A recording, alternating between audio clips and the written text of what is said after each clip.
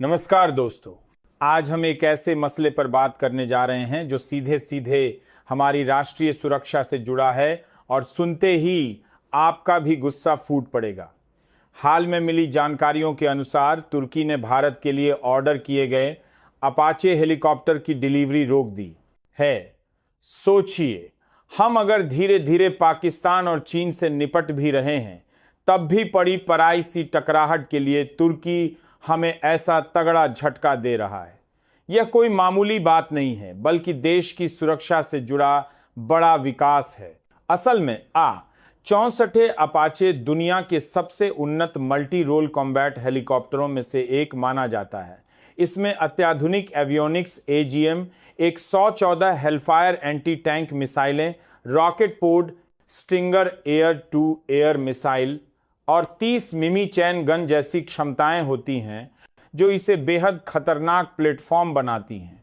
दुनिया की सेनाओं ने इन अपाचे हेलीकॉप्टरों को लड़ाइयों में निर्णायक हथियार के रूप में इस्तेमाल किया है। सिक्योरिटी एक्सपर्ट्स के मुताबिक यह ऐसी टैंक किलर मशीन है जो दुश्मन की बख्तरबंद टुकड़ियों और पैदल सेना दोनों को नष्ट कर सकती है।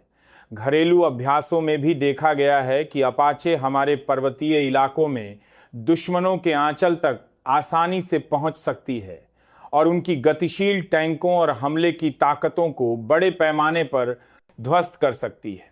इन्हीं खूबियों की वजह से भारत ने अमेरिका से बड़े स्तर पर अपाचे हेलीकॉप्टर खरीदे। सितंबर 2015 में नई दिल्ली और वॉशिंगटन के बीच हुए सरकारी समझौते के तहत 22 64 हेलीकॉप्टर इंडियन एयरफोर्स के लिए ऑर्डर किए गए थे। बोइंग ने इसे नवंबर 2019 से मार्च 2020 के बीच भारतीय वायुसेना तक पहुंचा दिया। इसके बाद फरवरी 2020 में रक्षा मंत्रालय ने और 6 अपाचे आर्मी एविएशन कॉर्प्स के लिए लेने की मंजूरी दी। लगभग 168 के बारे में साथ बाटी की करोड़ की डील। इन 6 में से पहले 3 हेलीकॉप्टर जुलाई 2025 में भारत आ चुके हैं। ये पहले वाले अपाचे AN 124 विमान से भारत पहुंचे, जिनके लिए तुर्की ने बिना किसी रोक टोक के अपनी एयर स्पेस ओपन कर दी थी। बचे हुए 3 हेलीकॉप्टर नवंबर 2025 तक आने वाले थे, ताकि राजस्थान के जोधपुर में बने अपाचे स्क्वाड्रन को पूरा किया जा सके। लेकिन तब हालात बिगड़ गए। बोइंग की भारी मालवाहक एंटोनोव AN 124 विमान ने 30 अक्टूबर 2025 को जर्मनी के लीपजग से उड़ान भरी और फोनिक्स एरिजोना में उतरकर 3 अपाचे हेलीकॉप्टर लादे गए। इसके बाद यह 1 नवंबर को ब्रिटेन के ईस्ट मिडलैंड्स हवाई अड्डे पर रीफ्यूलिंग के लिए उतरा। मगर यहीं बड़े संकट की शुरुआत हुई। एक सरकारी रिपोर्ट बताती है कि यह विमान पूरे 8 दिन तक वहीं जमी रह गया और 8 नवंबर को बिना आगे भारत की उड़ान भरे सीधा फोनिक्स वापस आ गया। यानी हम 3 कीमती अपाचे लेकर जहां की तरफ बढ़ रहे थे, तुर्की की वजह से रास्ते में ही लौट लिए गए। इस अचानक लौटने की आधिकारिक वजह के रूप में बोइंग ने सिर्फ कुछ लॉजिस्टिक समस्याएं बताई, लेकिन हमें अपनी खुद की सूत्रों से पता चला कि असल वजह बिल्कुल अलग थी। ये विमान जमीन पर इसलिए अटका रहा क्योंकि तुर्की ने अपनी एयर स्पेस से गुजरने की अनुमति की समय वापस ले ली थी। जानकार बताते हैं कि रणनीति में परिवर्तन और कूटनीतिक तनाव के कारण तुर्की ने वीजा जैसा क्लियरेंस ही नहीं दिया, जिससे विमान को 7 समंदर पार उड़ान भरना असंभव हो गया। नतीजे स्वरूप 8 नवंबर को अनजाने में ही तीनों अपाचे वापस अमेरिका के बेस पर उतार दिए गए। अच्छा सवाल उठता है, आखिर तुर्की ने ऐसा क्या किया कि उसने भारत के हेलीकॉप्टर पर रास्ता रोका? इस पर नजर डालें तो हाल के कुछ सालों में भारत तुर्की रिश्ते काफी तनातनी भरे रहे हैं।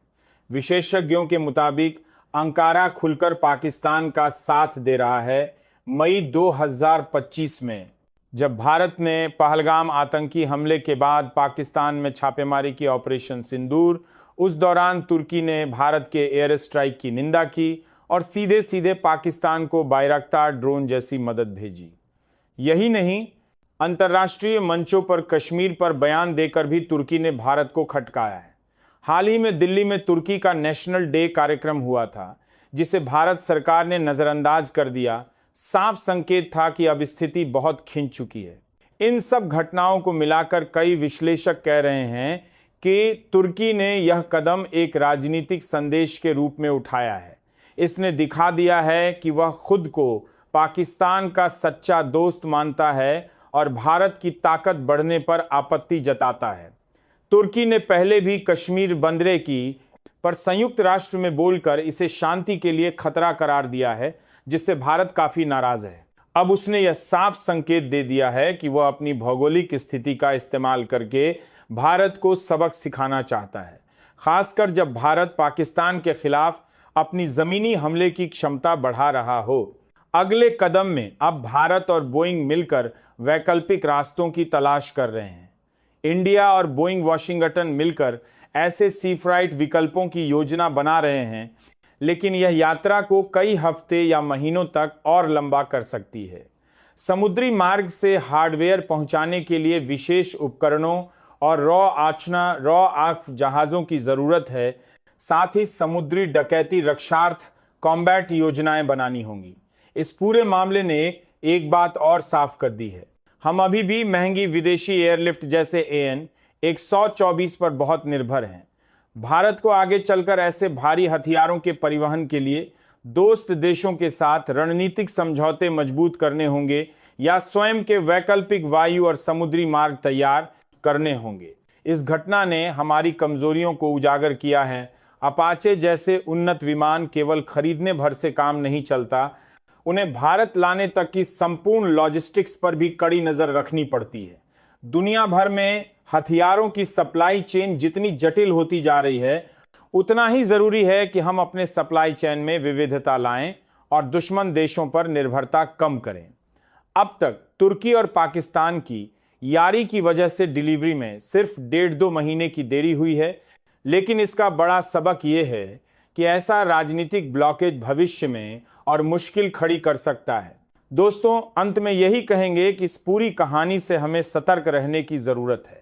तुर्की जैसे देश की विदेश नीति लगातार भारत विरोधी होती जा रही है और ऐसे हालात में हमें अपनी रणनीतियां मजबूत बनानी होंगी। आपको क्या लगता है, नीति मंदरहस से दिला की 12 तालक खमान, क्या भारत को भी अब नई राह अपनानी चाहिए? क्या हमें अपने संबंधों की समीक्षा करके ऐसी समस्याओं से निपटने के और रास्ते खोजना चाहिए? अपनी राय नीचे कमेंट में ज़रूर लिखें। यदि आपको हमारी यह रिसर्च उपयोगी लगी हो तो इस वीडियो को लाइक करें, अपने दोस्तों के साथ शेयर करें और चैनल को सब्सक्राइब करना न भूलें। आपकी प्रतिक्रिया हमें आगे बढ़ने की प्रेरणा देती है। धन्यवाद।